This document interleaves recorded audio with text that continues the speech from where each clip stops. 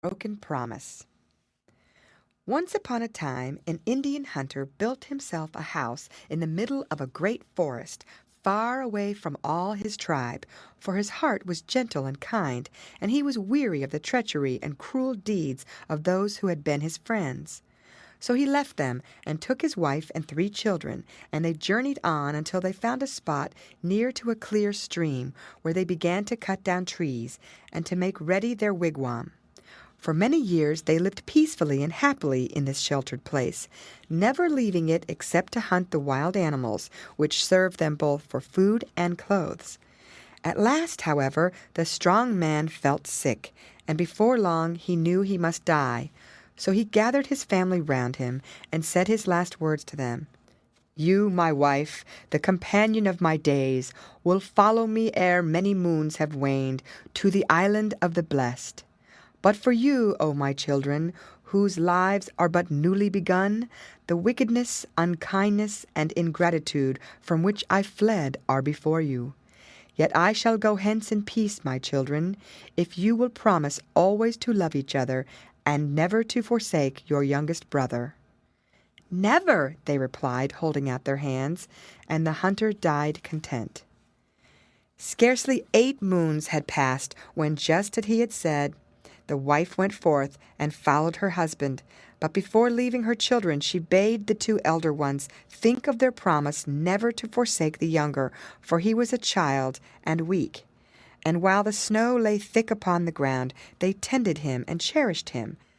But when the earth showed green again, the heart of the young man stirred within him, and he longed to see the wigwams of the village where his father's youth was spent.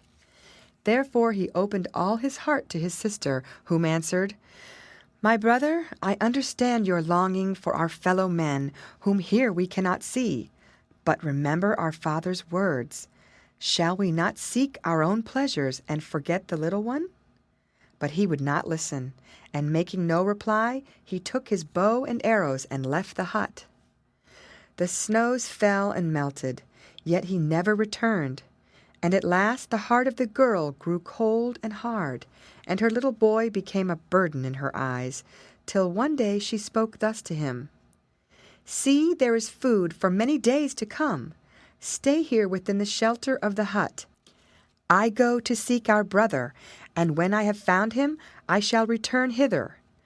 But when, after hard journeying, she reached the village where her brother dwelt, and she saw that he had a wife and was happy, and when she, too, was sought by a young brave, then she also forgot the boy alone in the forest, and thought only of her husband.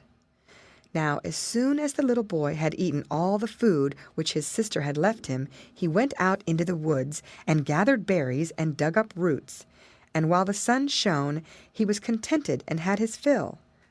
But when the snows began and the wind howled, then his stomach felt empty and his limbs cold, and he hid in trees all the night, and only crept out to eat what the wolves had left behind. And by, having no other friends, he sought their company, and sat by while they devoured their prey, and they grew to know him and gave him food, and without them he would have died in the snow. But at last the snows melted, and the ice upon the great lake, and as the wolves went down to the shore, the boy went after them. And it happened one day that his big brother was fishing in his canoe near the shore, and he heard the voice of a child singing in the Indian tone, my brother, I am becoming a wolf, I am becoming a wolf." And when he had so sung, he howled as wolves howl. Then the heart of the elder sunk, and he hastened towards him, crying, "Brother, little brother, come to me."